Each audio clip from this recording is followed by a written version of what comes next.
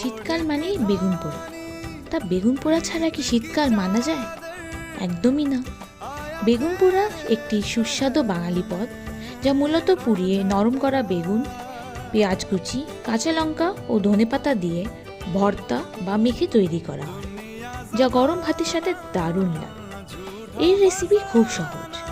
বড় বেগুন আগুনে পুড়িয়ে নরম করে খোসা ছাড়িয়ে তার মধ্যে একে একে পেঁয়াজ কুচি, লঙ্কা কুচি, ধনেপাতা, সর্ষের তেল ও সামান্য নুন দিয়ে ভালোভাবে মেখে নিলেই তৈরি বেগুন পোড়া।